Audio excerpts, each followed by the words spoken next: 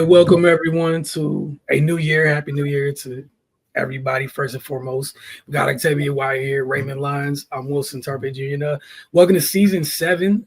Season 8. I'm sorry, episode 7. I'm starting a new year, fumbling words already. Season 8, episode 7 of the Focus TV. You guys know how things go here. We're gonna get started the same way we always do. We had in the last 2 weeks, a lot of things have happened, like the NFL regular season wrapping up. No more about y'all's division for too much because got to move to talking about everybody starting next week. That said, Octavia, as you wrap up the NFC East. Absolutely. It's crazy to think that we've gone through 18 weeks of the season and we are literally on the verge of wildcard weekend at this point. The season ended Sunday night with I guess you call it a great game. With the Lions versus the Vikings for the number 1 seed in the NFC division playoffs. But as far as the NFC East, the following was how we ended. The Philadelphia Eagles won the division at 14-3, and they were 5-1 in the division. The Washington Commanders finished second in the division at 12-5, and they were 4-2 in the division. The Dallas Cowboys finished third, 7-10, and they were 3-3 in the division. And the New York Giants pulling up the rear, 3-14, and they were 0-6 in the division. They did not win not one division game, which is pretty tough. I think they said it's like the first time they've done it in a while. The last couple of years, they'll at least had a shootout with the Washington Commanders to kind of go back and forth to at least get one. And we see how quickly the Washington Commanders have improved in their one season since hiring Dan Quinn, the start of Jaden Daniels' career as well. So we have 2 teams that made the playoffs, 2 teams that did not. So we'll get more into a lot of it as the offseason comes up, but just a couple of notable season-ending things for each team that are not in the playoffs currently. So the New York Giants, again, they finished 3-14. Probably the biggest storyline now is the fact that the owner, John Mara, has come out and stated that head coach Brian Daboll and GM Joe Shane will both return after a 3-14 season. Seems a little crazy. We know that they kind of started off on a good note a couple years ago when Brian Daboll first came over to the team. They overachieved, and I think that kind of really threw them off of schedule, to be honest.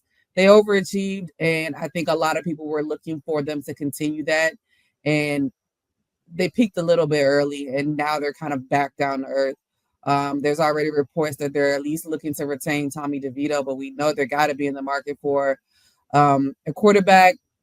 Speaking of the last 2 weeks, they did beat the Indianapolis Colts in order to get to that 3rd win of the season, which actually took them out of the number 1 draft spot.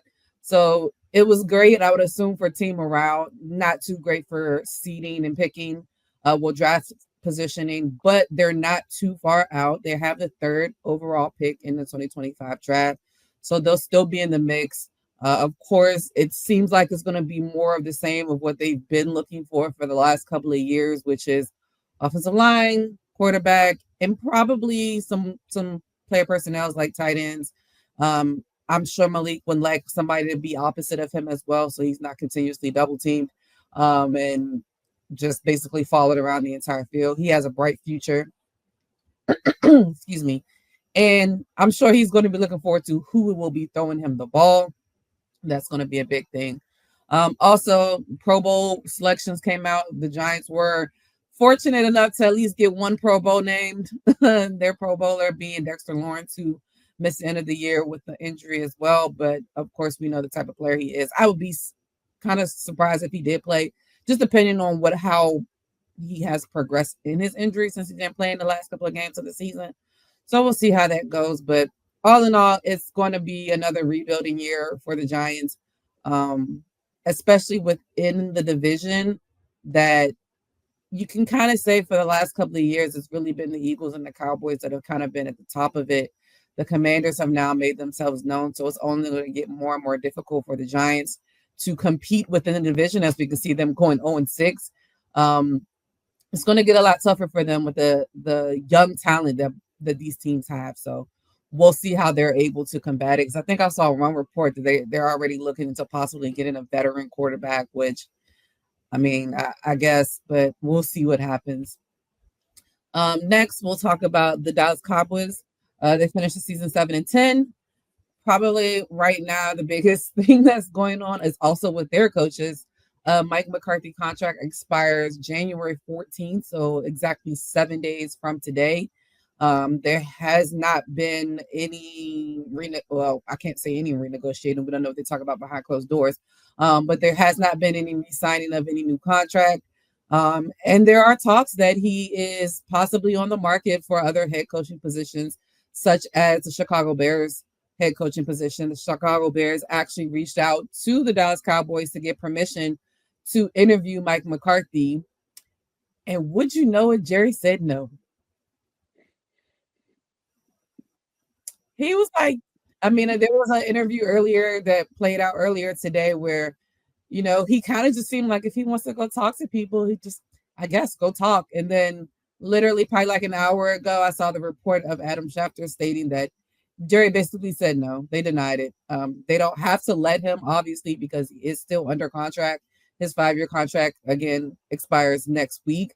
But it's just another part in the circus that keeps happening with Jerry Jones and his decision making. I don't know what's going to come of it. I think before the season started, pretty much everybody thought that this would be Mike McCarthy's last season. Now there's questions up in the air if he is or if he will not.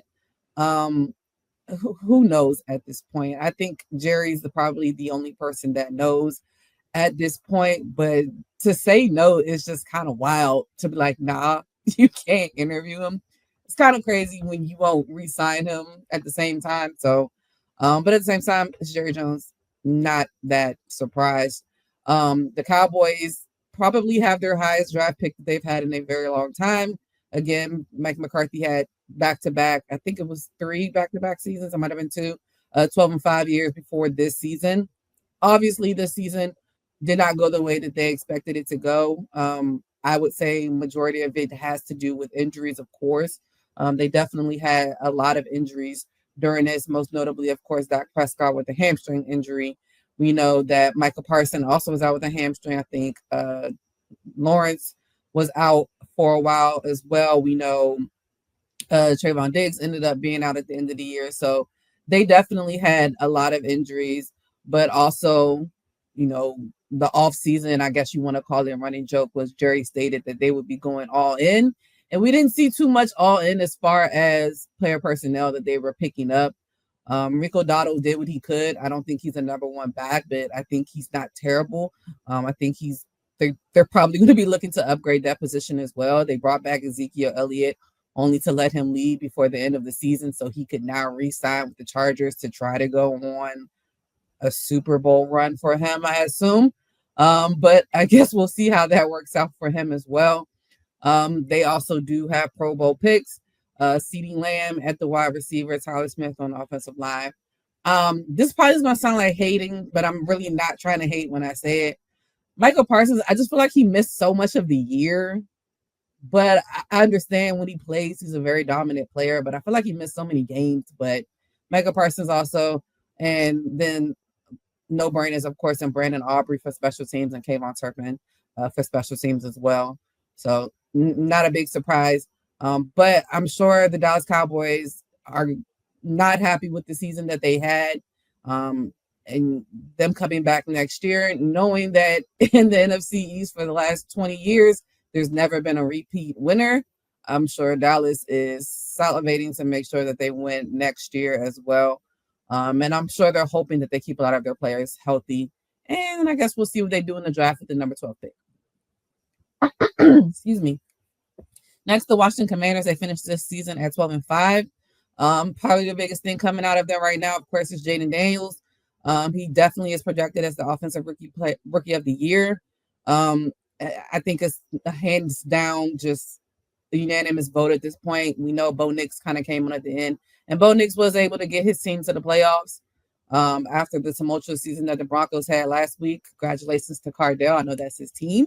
And I know they've had it rough the last couple of years. So it looks like they're starting to get it together in that aspect. But Jaden Daniels, to come in, especially being the number 2, it's crazy that it kind of repeated from last year. We know that CJ Stroud was the number 2 pick. Bryce Young was the first pick. CJ came in there and blew everybody away. Same thing this year with Jaden Daniels.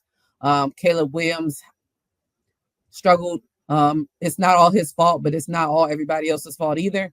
But it's a no-brainer. They were able to pull themselves into the playoffs this year. First time that they've made the playoffs since 2020. And it just seems like a lot of the NFC East teams always play the NFC South for whatever reason. The Washington Commanders, the last time that they were in the playoffs, they played the Tampa Bay Buccaneers in 2020. Obviously, they went on to win the Super Bowl that year, I believe. But the Commanders are a 6 seed. First time in the playoffs again since 2020. They're going to play this Sunday night at 8 o'clock. So they have the Sunday night game against the Tampa Bay Buccaneers in Tampa Bay, because Tampa Bay did win the NFC South for the 4th year straight, which is crazy. But yeah, what's crazy also is that the Buccaneers was a team that the Washington Commanders played in the opening game of the season this year. So they will be opening their playoff run with them as well. And I don't think that both of these teams are the same teams that they were at the beginning of the season. So I think it'll be an interesting game. Of course, you're going to have the rookie curve where, how is Jaden really going to play under that pressure? Even though I really don't think it's that much pressure, because I don't think that anybody outside of them obviously expected for them to do this quickly. I think it was opportunity, or a thought that they could. But to see them actually get into the playoffs, I know you Commander fans are going crazy. I would assume half of them are already on their way to Tampa Bay for the game. I've never seen Washington fans travel as much as I have this year. It's ridiculous. When they played in New Orleans, I said, so everybody decided to go to New Orleans for the game? This is wild. I've never seen you guys travel to go to games. So congratulations to them for getting, back in the swing of things. Pro Bowl selections for them, of course, Jaden Daniels as a rookie being selected to the Pro Bowl. And then Terry McLaurin. We know that, at least here, because of course we see their games all the time, that Terry McLaurin has always been a top tier wide receiver. He's just had so many different quarterbacks throwing the ball, and so many subpar quarterbacks throwing him the ball that he really could not maybe shine as much on the big stage as other wide receivers have. So now that he has Jaden Daniels, and to see him get the Pro Bowl nod is definitely, I'm sure, something great for him. The Washington Commanders will be picking 26th in the draft. That's probably the highest one they've had in a long time. So it's probably going to be a little bit interesting for them too, to not be picking as high as they usually do. So, but congratulations to them making the playoffs. 12-5 season. That's nothing to sneeze at. Dan Quinn and his resurgence as being a head coach again, after we know what happened previously for him. So congratulations to them. Excuse me. And last but not least, the Philadelphia Eagles again finished the season 14-3. It was a franchise record in wins for them. They went on a 10-game winning streak. And they won the division. I can't remember how many times, but again, it's been 20 some odd years where there hasn't been a repeat winner. So Cowboys won last year. Philadelphia won this year. Of course, probably the biggest story coming out is Saquon Barkley. He is the 2024-2025 season rushing champion, finishing with 2,005 yards. I'm going to be a fan for a second. I really wish he was able to go for the record, the Eric Dickerson record, where he only needed 101 yards to beat a 40-yard record. But understanding why he was not able to.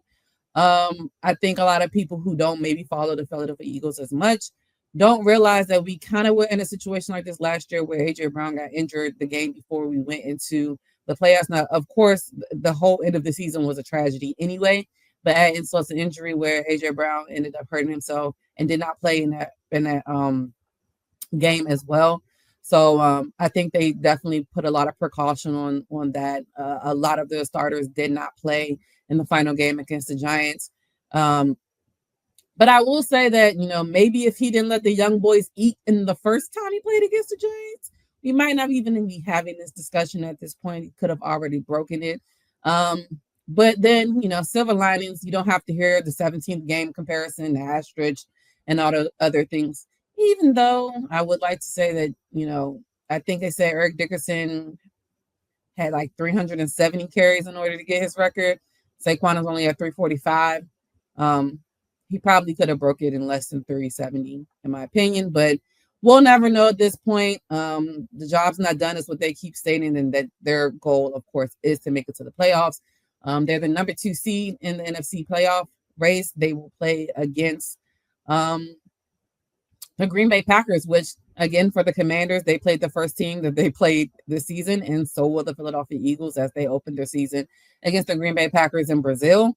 Um, it's going to be interesting. Right now, a lot of the big stories as well is Jalen Hurts has been in a concussion protocol the last 2 weeks. He got a concussion against the Commanders, and I just think he was never going to play the following week anyway, just like all of the starters sat out. I personally think there's a lot of chatter going around like, is he still in concussion protocol? He hasn't played. The game's coming up. I personally think he's fine. I just think Nick Sirianni doesn't want to tell anybody he's fine. I just think he likes everybody to wonder what's going to happen. But we won't know if he clears any concussion protocol steps until tomorrow, when they'll have their first practice of this week. I suspect he'll be cleared tomorrow, but we'll see. They do have Pro Bowl players. They ended up having 6 Pro Bowl players, which is I think the highest was 8, and I think that was the Ravens, maybe. Can't remember, but Saquon Barkley, Lane Johnson, Landon Dickerson, Cam Jurgens, Jalen Carter, and Zach Bond, who for the life of me, I still don't understand why they haven't re-signed him, but I will wait until they figure that out. The Philadelphia Eagles will have their 30th pick in the 2025 draft in the first round, which is not that surprising. But yeah, they'll play the Packers this Sunday, 4:30, so they'll play the game before the Sunday night game. And it's interesting to know that the Eagles have not won a playoff game since they beat the 49ers in the NFC Championship game before they went to the Super Bowl.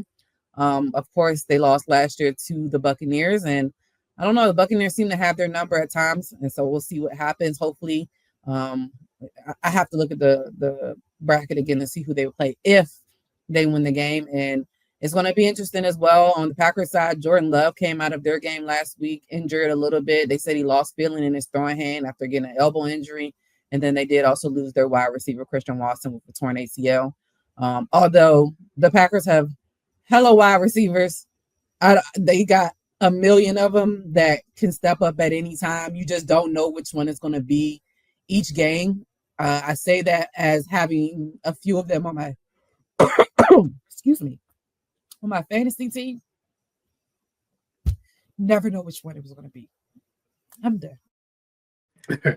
All right. Ray, going from the NFC East over to the Southeast Division in the NBA. What you got for us for the first Wizard segment of 2025? Yeah, right now they're kind of in the dogfight with the Rockets. Third quarter just started. Houston's up 62-59. They started this game off strong, but the wheels kind of came off a little bit in the second quarter. The Rockets just kind of jumped on them, won that quarter 37-25 to take a 2-point lead into halftime. But yeah, we going into the year, we knew it was going to be a very very great year from a win-loss standpoint for the Wizards, given the situation that they're in. But looking at the youth movement and the progress that those young players have made, man, is definitely cause for optimism for the future. These guys are getting the opportunity to play a lot, and they're growing up quick. I think the Wizards rookie core leads all rookies in minutes, and they're producing. Alex Sarr recently won Rookie of the Month for December, in which he really started to come out and shell and come into himself as an NBA player. He's figuring out where he's most effective on both ends. Defensively, he's showing a lot of versatility, being a rim deterrent, but also being able to guard guys on the perimeter and wreak havoc there. Bub Carrington, he's growing into an NBA point guard. He's basically been getting starters minutes since the beginning of the season. And having Malcolm Brogdon there to learn from, I'm sure that's paying dividends as well. Keyshawn George, he had was dealing with the injury earlier, but since he's been back, he's come in and picked up right where he left off. So that group, man, they're really coming into their own. And Bilal, this is his first game back in a few games from injury. So they've missed him. What he brings defensively, but this season offensively, he's been more aggressive and has looked more confident, and that's helped the Wizards as well, kind of being able to attack in different ways and use different lineups. But yeah, that's pretty much the main focus and what people should be looking at in regards to this team. We knew they weren't going to win a lot of games, but they're competing. The young guys are getting used to the league. That learning curve is shrinking by the day. So, we'll just continue to monitor that situation and see where they go from there. But yeah, it looks like they went 3 for 3 on draft picks last year. And with this new front office, man, that's got to be a good sign and a good feeling. So yeah, man, we'll see what happens as they continue to develop and try to go on with this rebuild. Cardell, you were in the building. I know you always talk about the Wizards and 38 to 40-point quarters, that 40-point quarters being that magical number. What happened in the third quarter in this one? I know Kuz went out in the second quarter with 5 minutes left, and then the floodgates kind of opened. They were only up 2 at halftime, the Rockets were. So it kind of like shielded what was really going on and how the Rockets were getting their rhythm. And then in the third quarter, all hell broke loose. Rockets 22 points in the paint, 16 points off of 8 Wizards turnovers. Jalen Green woke up.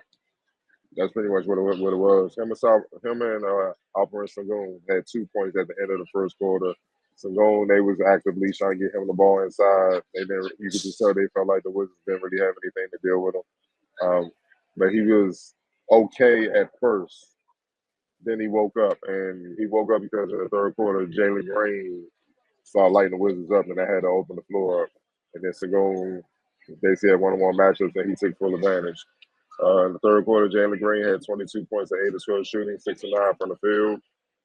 And Alvaro Sengun had 14 points, 5 rebounds, 4 assists on 7 of 11 from the field. That was it. No other Rockets players scored more than 2 points. And that was the game. They had 40 points in that quarter. That was ball game. That blew the game wide open. The Wizards' defense just completely fell apart. Like they just looked flat, stopped competing. And then they couldn't score the ball. 9 of 23 from the field in that quarter. 2 of 10 from deep. And the thing is, their defense was so lackadaisical, man. And Rockets only had 2 turnovers. Like there was no resistance. It was like they left their defense at home because of the snow, and their body showed up. To play offense. The thing with the Rockets is they're not a good 3-point shooting team. That's what kind of does them in, unless Sengun and Jalen Green and Thompson, those guys, Van Vliet, who are dynamic off the bounce, unless they get going with the in-between game against the basket. But when they're hitting threes, it's hell to pay. It's hard to beat them. You know what I mean? They guard pretty good. I know Sengun is not the most elite of rim protection, but he don't need to. They have so many athletic wings that are long and versatile that just flying around, they make up for it. And if he's in trouble, they can easily move him to the floor and put Adams in there. And then they got their center to kind of control the paint. So with that being said, the Wizards couldn't get anything easy, and they offer no resistance defensively. Game over. And the floodgates started in the second quarter. They had 37 in the second quarter, 37-point second quarter, then a 40-point. Then they closed out with 38-4. And that's what the starters been checking out with like 3 minutes left, man. It's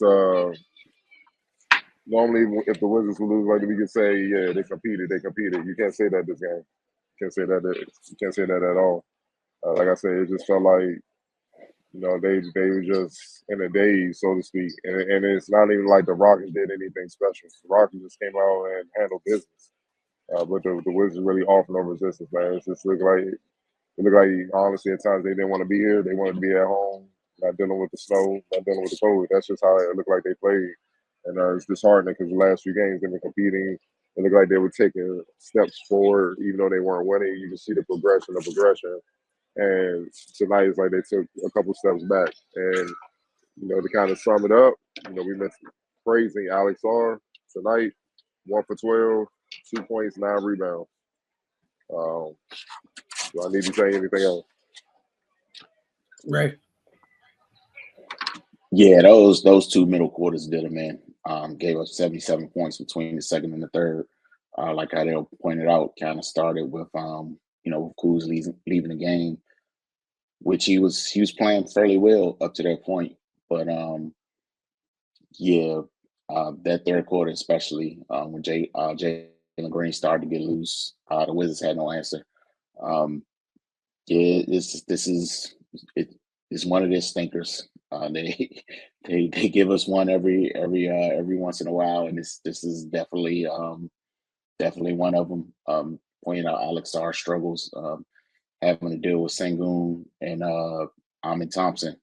It's not an easy task for anybody, but he just didn't meet the challenge tonight. I think the Rockets only had 10 turnovers as a team.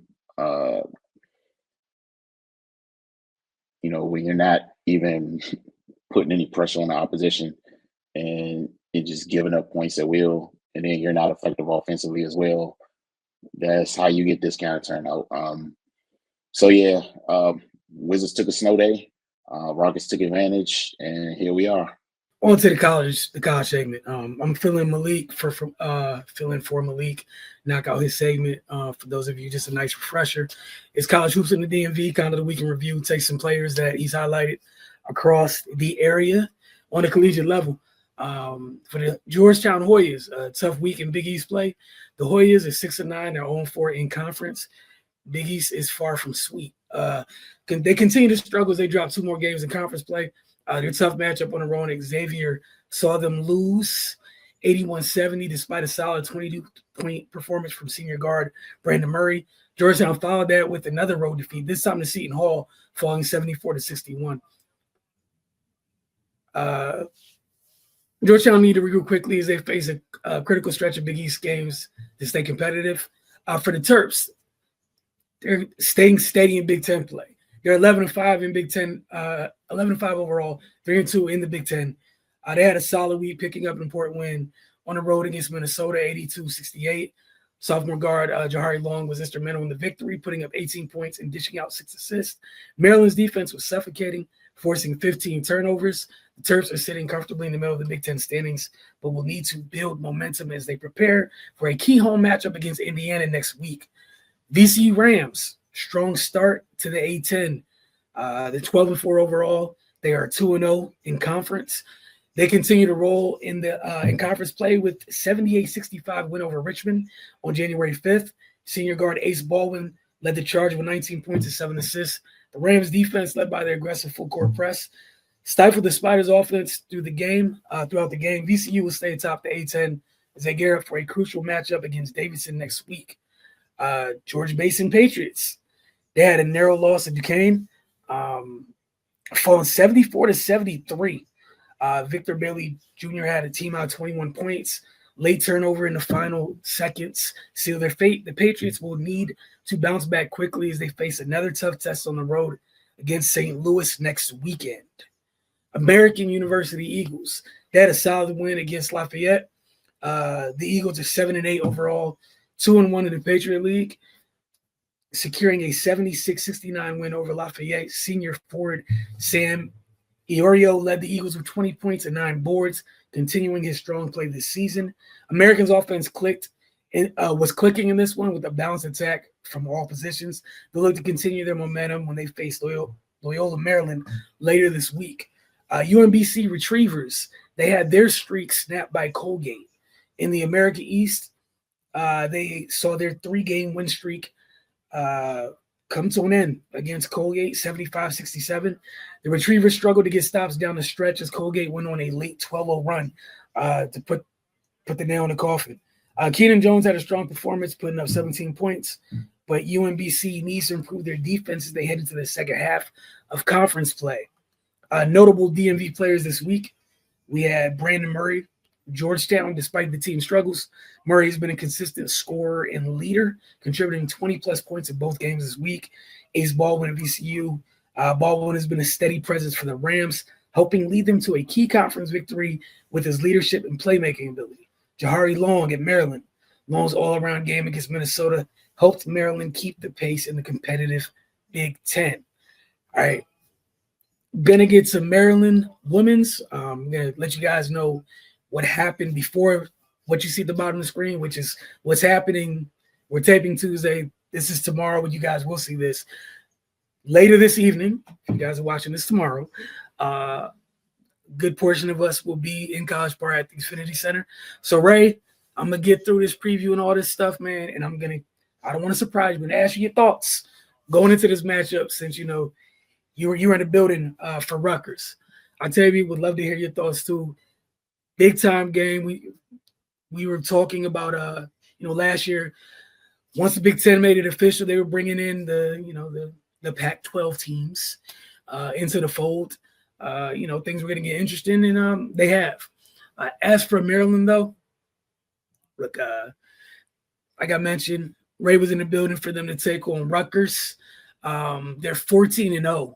Maryland is coming into this game against USC. The Terps faced Rutgers and super talented freshman Keomi McMillan last week. Maryland's defensive depth was a story in that one. Get it over to our channel. As Ray, Cardell, and myself broke down that game via recap in depth. They then traveled to Iowa on Sunday and beat the Hawkeyes, which is what's on the screen now, 74-66. The Terps got a little shaky late, but were able to close things out. Again, you guys heard me talk about their defense almost all year. I'll stop talking about their defense when they stop using it to get themselves out of sticky situations. Kayleen Schmeichel led the way with 26 points. Cheyenne Sellers had 17, but Bree McDaniel was the spark, the X factor, whatever you want to call it, that kept Maryland undefeated. She came off the bench at 13 points and 5 rebounds, heavily impacting the game on both ends. And to talk about Maryland's defense was, again, in the first half of this game, Iowa scored just 27 points. I don't care what conference you're in. You're playing pretty good defense if you surrender 27 total points in half. So credit to Maryland for that. On the USC side of things, they're 14-1. They're coming into College Park on a 10-game win streak. They lost to Notre Dame 74-61 when I don't even know, technically, like in college football, people be like, well, it's not a bad loss because of who you lost to. The way Notre Dame's been acting this year, it's technically not a horrible loss. All right, like they're not the only ones that Notre Dame got. Notre Dame started this season jumping folks, and I don't really think they've let up. But that was back on November 23rd, and the Trojans haven't looked back. In that span, they beat Oregon in their building. They beat UConn in their building, and they started out Big Ten play 3-0 on a tear with double-digit wins over Michigan, Nebraska, and Rutgers. They're led by super soft Juju Watkins, who's averaging 25.6 rebounds, 4 assists, and 2.5 steals. Oh, yeah, and 1.9 blocks a game. You can round it up to 2. It's up to you. Former Stanford Cardinal Kiki Irfin is the other half of the Trojans dynamic duo. She's at 17.9. All right, let's call it 18 points a contest, 9 rebounds, and just under a block at 0.9 per contest. Before I get into what makes it interesting, how I'm looking into this matchup, Ray, you were in the building for Rutgers. You saw Maryland up close, so and you already know what USC's coming to the table with. So we just want to get your thoughts on what you're looking for, what you expect to see in this game this week. Yeah, man, I'm looking forward to the offensive firepower of USC against the defense of Maryland. They say styles make fights. Somebody got to win. So, yeah, man, it's definitely going to be interesting. with Juju and Kiki, that's the main 1-2 punch. But Kennedy Smith as well. That's a huge X factor at USC's disposal. But Maryland, their defensive versatility, man, that's going to be a chess match. It's going to have a lot to do with coaching is going to be a big factor in it. We already know what Brenda Freeze is about. So yeah, that I think Maryland has the advantage in that area, but execution, and we know that the atmosphere in that building is going to be crazy. So yeah, I'm excited, man. It's going to be a good game. I guess that's the good thing about the Pac-12 dissolving is we get this USC matchup. So yeah, this is probably going to be like when our UConn comes in here, So yeah, I'm definitely excited, and yeah, really trying to see the challenge of who's going to be able to impose the will. Is Juju going to be able to get loose, or is Maryland defense going to be able to bottle her up? We saw them kind of frustrate Keomi McMillan last week, but from an overall talent standpoint, Rutgers and USC are worlds apart. So yeah, they won't be able just to key in on Juju like they did Keomi, but yeah, it's going to be an interesting matchup. I can't wait for it. Octavia, any tidbits or thoughts you want to share to this one? It's a primetime matchup, and Ray, like Ray said, that might be the only redeeming quality about the Pac-12 no longer existence. Is that? No, yeah, I think Ray hit it on the head. It's to see the defense of Maryland against like top tier talent, like Juju to me is like she's it. Like you go out there and you shut Juju down, like it proves a lot. I think a lot of people really aren't paying attention to Maryland because for whatever reason, I think the last time I looked at their rankings, they were ranked either 7th or 8th. They're 14-0. I don't think a lot of teams are paying them attention. I don't think that they're realizing how many of these transfers have come in and how well they've been able to gel. Like, to me, it's even crazy to think about it because this time last year, Bree McDaniels is a starter. She comes off the bench now because you got Kayleen Smichael, you got Christina Dawsey, you got Sailor Poffenberg, you got, of course, Cheyenne. And they're playing well. They play well in pretty much every game I've watched. I mean, teams, of course, you have your little lulls during the game, but being 14-0 is no slouch. I know a big game that they played against Michigan State that a lot of people were looking at too. So this, to me, is going to be another one of those big games that can really put Maryland on the map as far as really being in the mix of things, especially really getting into the bulk of their Big Ten play. So it's definitely going to be a great game. I'm excited that the first game is here, so I don't got to stay up till the butt crack of dawn to wait to watch the game of them all the way in California. So I'm glad that the first game is here. They'll have their student section behind them and everybody. I've already seen multiple posts on Facebook and stuff like that about girls teams going to the game, charter buses, all types of stuff. So it's going to be a crazy atmosphere, and I'm just hoping Maryland can pull it out. Yeah, and you cited the Michigan State game, and that was, of everything Maryland's done this season, I think that was one of the most impressive ones of me because that was a game where they didn't have anything going. Like if you want to talk about it, all the bad stuff that could happen. It happened against Michigan State, and they still dug their way out, grinded out to a tough win just because of their, as Ray said, that defensive versatility. I'm really interested to see how Maryland elects to deal with Watkins and Irfin. Specifically who the primary defender is going to be. Like Ray said, there's a lot of different pieces Brenda has at her disposal to throw at people. And we saw that with young Keomi McMillan last week where they put her through hell. Here's 6'2" Cheyenne Sellers. Here's Bree McDaniel, who's 5'11" and stout as hell. Oh, here's Mary McLean. Who's just uber athletic at 5'10", 5'11", lanky, you know what I'm saying? Everything you want in a defender. And they put it through the paces. In the game against Michigan State, I forgot the young lady's name, one of their sharpshooters. They held her quiet for the entire first half. She got going a little bit in the second half.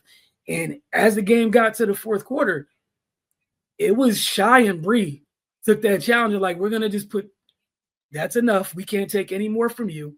You've contributed too much. It's time for you to go quietly. And they just took turns switching, and there was one time where shot contested, like she was using screens to get free, and having someone 6'2" chasing you as a guard, that length buys you an extra second or two. Another time, Bree forced her one way and walked her into a Dulce block. And those are pivotal possessions in a game in which they struggled. And turnovers for me, who's going to take care of this ball? Neither team can afford to turn this ball over because the other team is going to eat in transition. If you're a USC, I know things have been going great on the road here during your tour of the Midwest, and you're just having a blast. Do not come to College Park and turn the ball over. Things are not going to end well. That's what you can't afford to do. Then also the battle on the glass. Obviously, Ray, you mentioned it's obviously more than just Juju and Kiki, but you have to keep both of them off the glass as well. You have to keep USC off the glass. So we'll see how that goes. But I can't wait for it, as Ray said, and can't wait to get back to you guys next week to tell you guys all about it. And don't forget, obviously, if you guys already follow us on social media, we'll go live after the game like we always do to recap whatever is going to happen. Xfinity Center on Wednesday night. And shout out to it being prime time, 8:30 start, which, I guess I'm going to have to take a midday nap because I'm old. But we're going to move on to take it or leave it. Let me get this stuff prepared because the NFL is tripping again. What is wrong with y'all's league, man? Why they always doing weird stuff, man? Like every day. The Tennessee Titans, they fired general manager Rand Carthon. He was hired in 2023. In the first season, the Titans went 6-11. Amy Adams Strunk, the owner, then fired Mike Vrabel and empowered Carthon to find their next coach. He chose Brian Callahan, a first-time head coach, son of the very, his dad's lauded for being one of the greatest offensive line coaches, heralded as such. That said,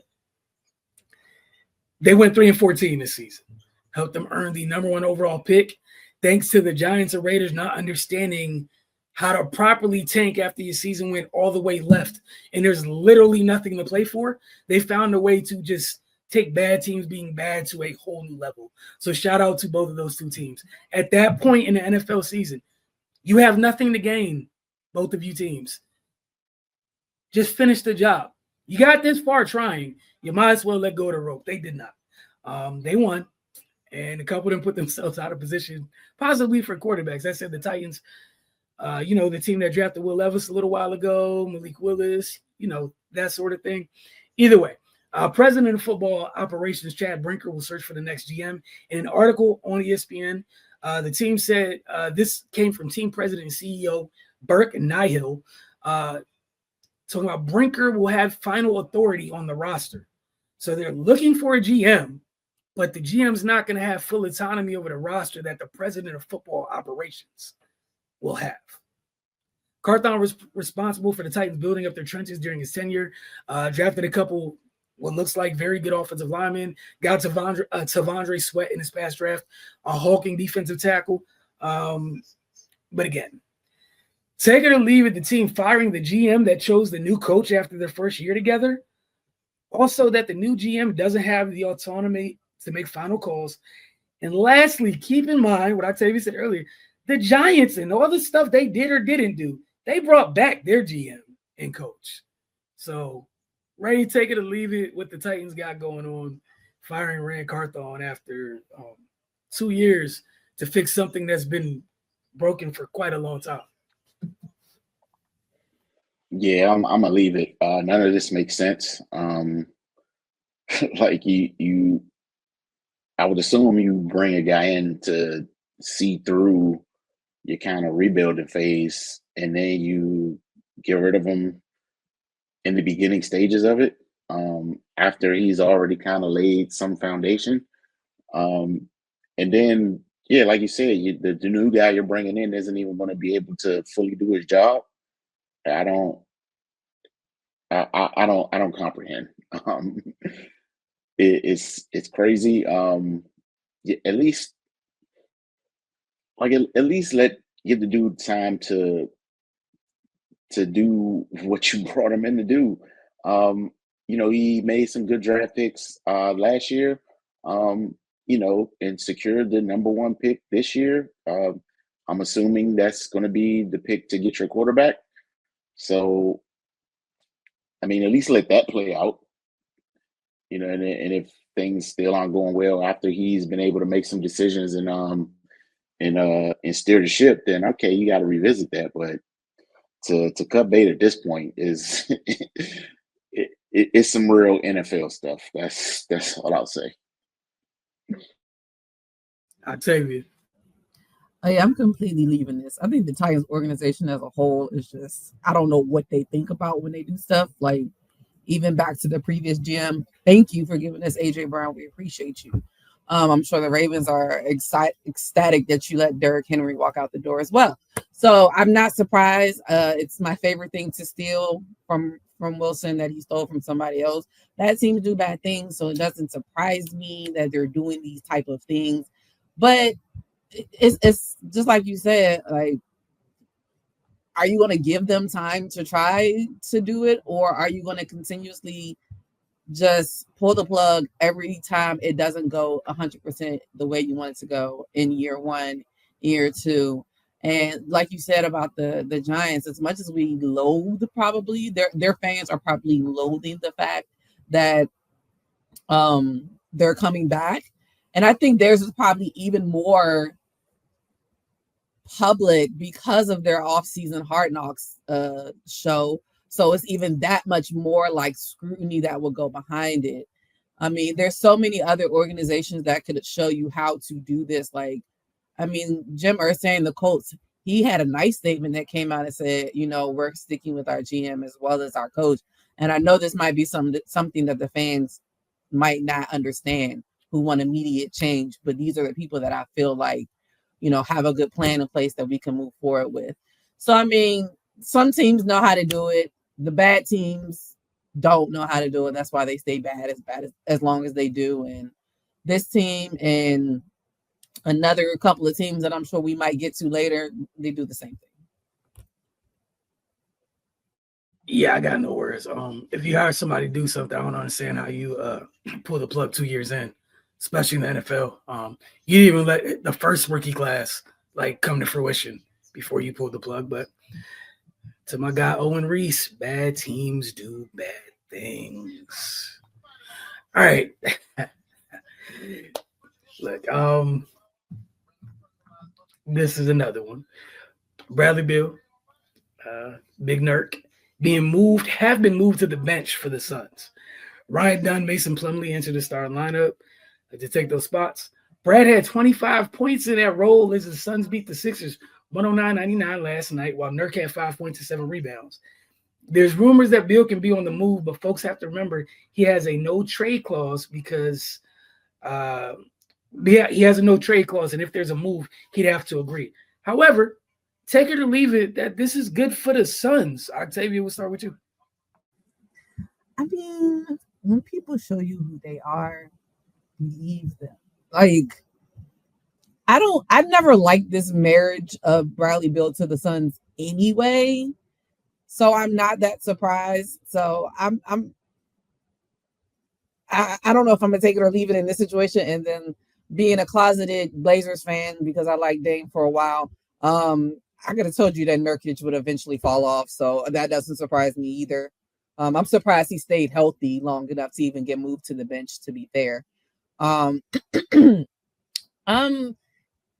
don't know if it's going to be good for the Suns because I don't know who. I mean, I think that the storyline of who they're targeting is Jimmy Butler and the whole debacle that's going on in Miami as well. So I don't know if it's going to be good or bad for them. I don't think it can get any worse, to be fair. So I think that it will probably be somewhat of a upward trajectory, depending on what they can move him for. I'm interested to see who's even on their radar, to be fair, outside of Jimmy Butler. But again, we don't know what's going to happen with the Jimmy Butler situation. And then to think about it, that there are only 2 people in the NBA who have a no trade clause, one of them being Bradley Beal and the other one being LeBron James. we need to get done with these no trade clauses, because I don't know how Bradley Beal qualified for a no trade clause. To me, it goes back to those teams that are trying to do everything so quickly and so fast, instead of, like we were just talking about with the Titans, like letting things play to fruition, like bring in your draft class, coach these players up instead of trying to get the quick fix. And now you're stuck in the situation where you don't know if you can offload them. I heard Brian Windhorst say that it sounds like the reason that they're putting him on the bench is because they're trying to make him disgruntled enough where he will waive his no trade clause, so that way they can move on from him, because they can't. And they figure if they put him on the bench, maybe he'll be mad enough that he'll waive it and they'll let him they'll trade him somewhere. Because like he said, like if you're looking to trade a player, you don't bring their stock down by putting them on the bench. But it seems like they have no other option because he has a no trade clause, which is just all wild. It's just crazy. And then on the other end of it, I think they say KD is on his last year of his contract as well. So I don't know what this whole Suns experiment was, but it's failing completely. All right, Ray, in your most mature way to answer this, take it or leave it. Is this good for the Suns? Absolutely not. But we knew it wasn't going to be good for him when he went there. Yeah, he's been injured a lot and up and down with his play. I don't know why they expected anything different. I guess because he was going to be kind of in a lesser role, but yeah, taking on that contract was wild in the first place. And now you got to try to move it, which is going to be pretty difficult. Jimmy Butler might be their best chance because he clearly wants out, but yeah, I don't know, man. They're in a tough spot. When you make these type of moves and you like they haven't even like this group might not win a playoff game together. Like as crazy as that sounds, a team with KD, Devin Booker, and Bradley Beal might not win a playoff game. But here we are. You gotta live with your choices. And yeah, man, best of luck to all involved. But yeah, this really isn't surprising as far as I'm concerned. All right, I think the last one to take it or leave it. Ovi, take it or leave it. Alex Ovechkin goes down as the greatest capital to ever lace up a pair of skates. He's currently trying to walk down the great one in career goals. He's up to 872 in his career. That's just 23 goals shy of passing one of Wayne Gretzky's very many records. This particular one is Gretzky has scored 894 goals in his very illustrious career. Also, the Caps are 26-10-4 on the season. Ovi's also missed 5 weeks due to a broken fibula. He returned on December 28th. 872, number 872, that is, was scored in a 7-4 win over the New York Rangers on January 4th. Health permitting, Ovi has, say 40-plus games to score those 23 goals this season. So take it or leave it if he's able to get that done. Or whether this has bearing on you guys for taking or leaving it as the first part of it.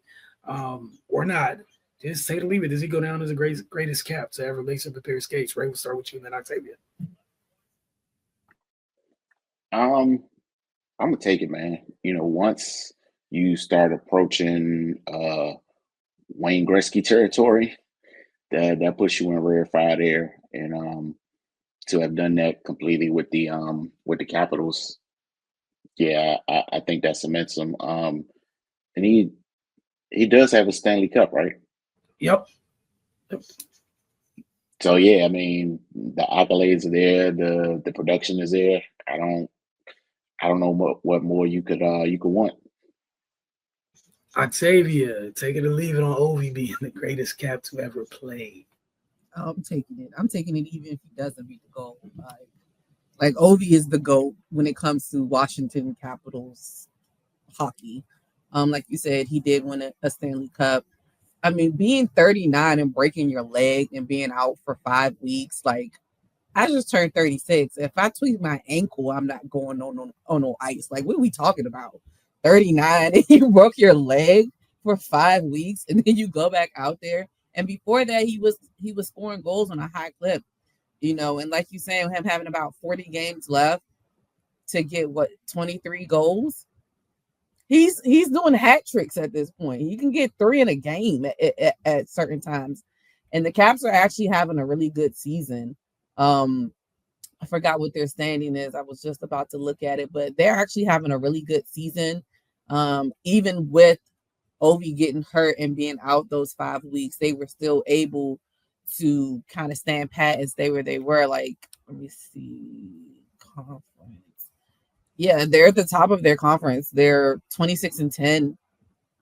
So like they're having a really good year. They have a really good chance in order to get another one, and think about how iconic that would be if Ovi was able to break the record this year and they were able to win the Stanley Cup. That would be just, I don't know what else you could say. But when there's not, I mean, we have greats when it comes to certain sports in the Washington, D.C. area, but we don't have that many.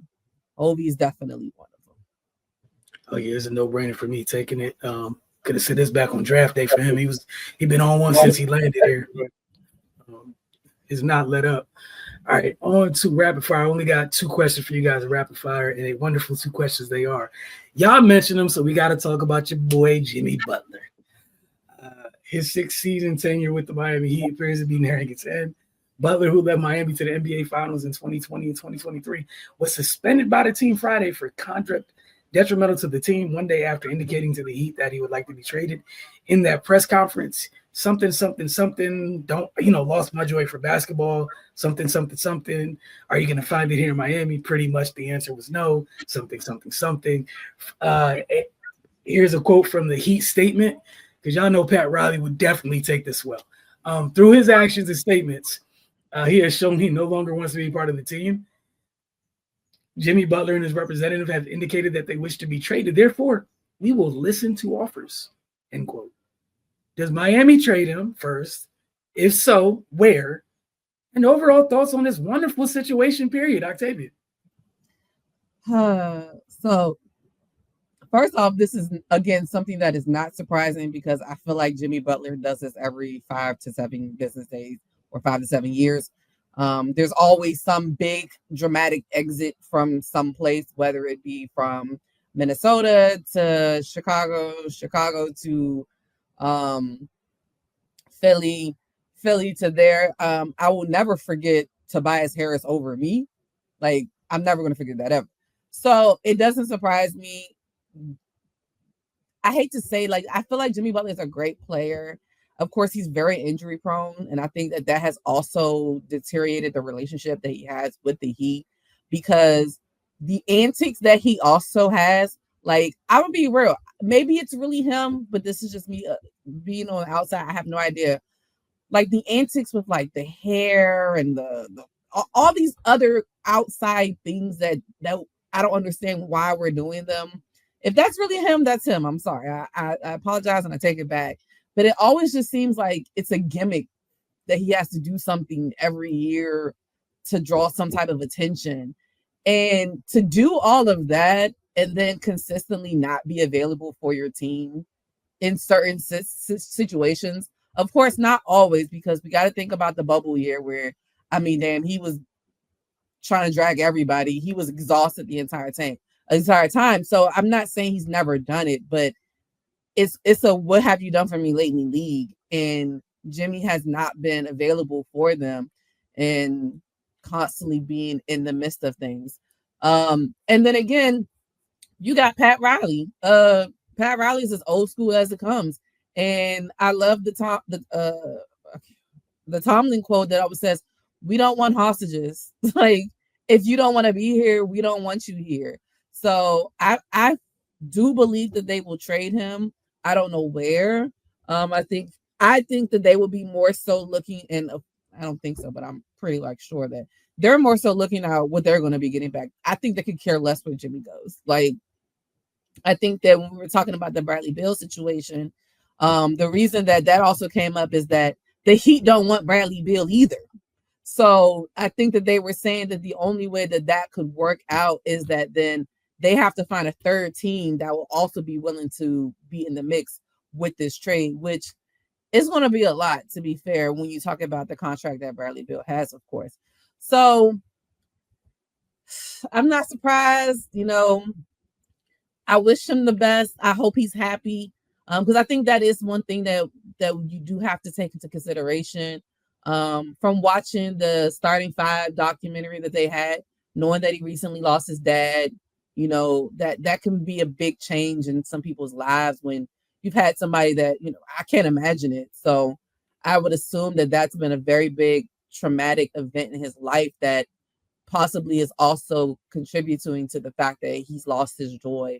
And maybe it has been because he had a lot of, time with his dad down there. Maybe it's tough being down there now without him. You never know. So I do sincerely hope that he's okay and that he does find his joy, whether it's playing basketball or not playing basketball, because you just want to know that he's a person that has feelings and things of that sort, of course.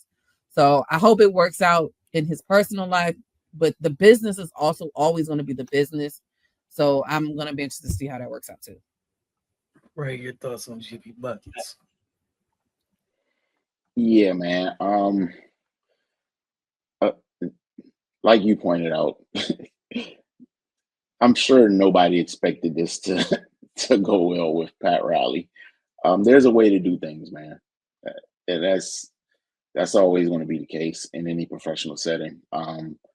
But to Octavia's point, the production has dropped off, and then he's been vocal about, basically lollygagging through the regular season. You're saying that stuff out loud and people hear it. So when you kind of lend to the fact that maybe you're not putting as much into the craft as you should, and then your results taper off, some conversations gonna be had, and yeah,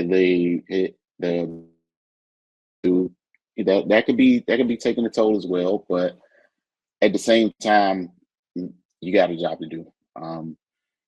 So I mean, definitely wish him well. I hope he's okay and in a good space. But as far as the basketball goes, I don't think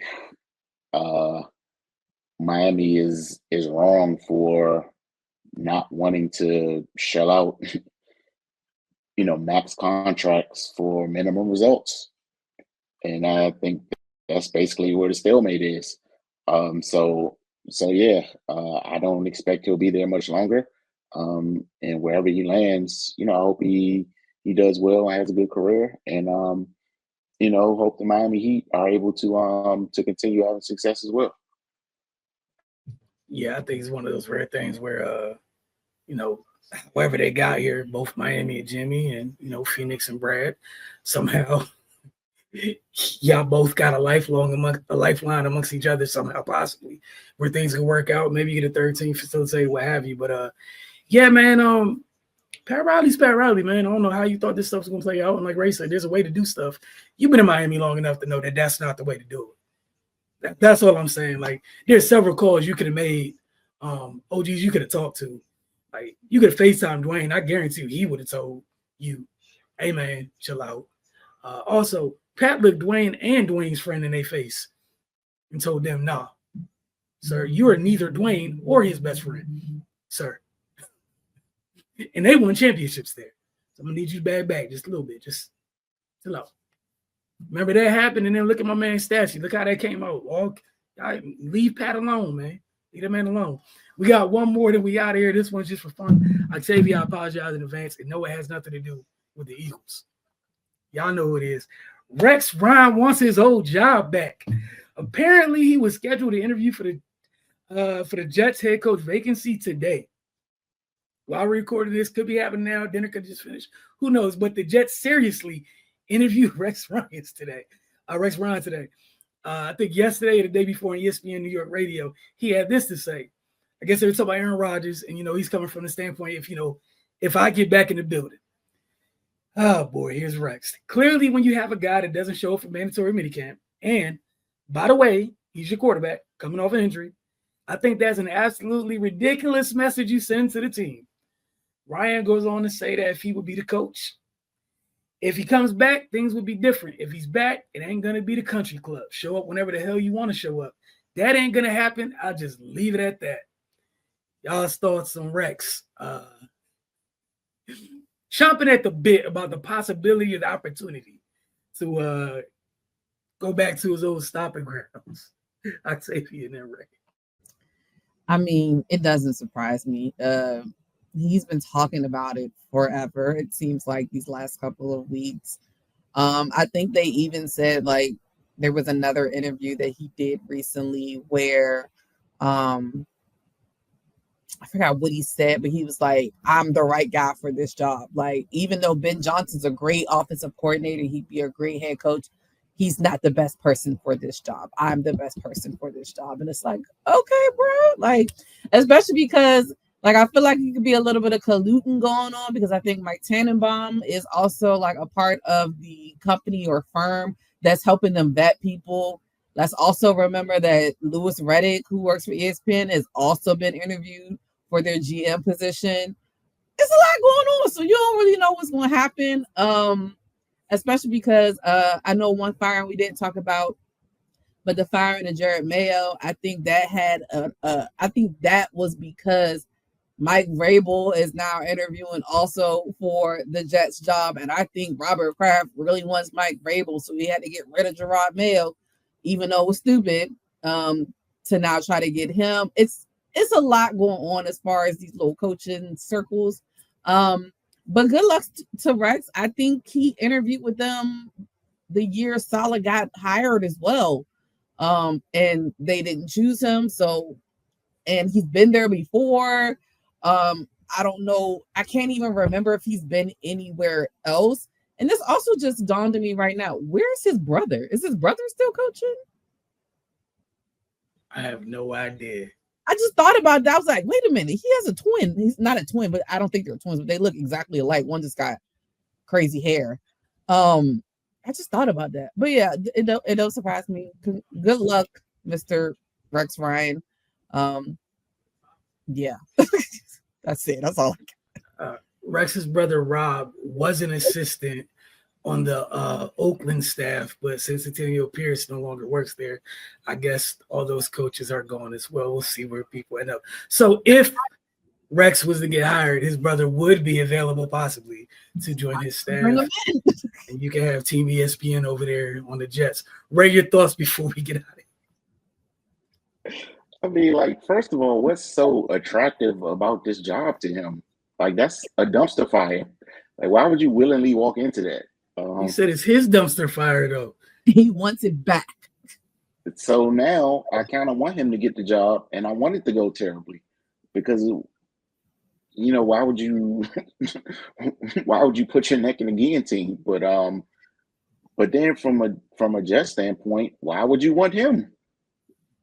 It's the situation just doesn't make sense on either end. So again, if they interviewed him, then there's some interest and they deserve each other. And I'm just going to grab my popcorn and pray for their downfall. All right, with that, we appreciate you guys. Hope you guys enjoy the first show of the new year. We'll be back next week. Look forward to you guys checking out Outlook, Maryland, USC recap and all that. Between the next time we see you guys, we'll be going live quite a bit. And then also don't forget to get over to the channel. If you got a Roku television device, all you got to do is type in the Focus TV, double tap OK on the remote, and you will have added the channel. And get over to thefocustv.com. We will see you guys soon.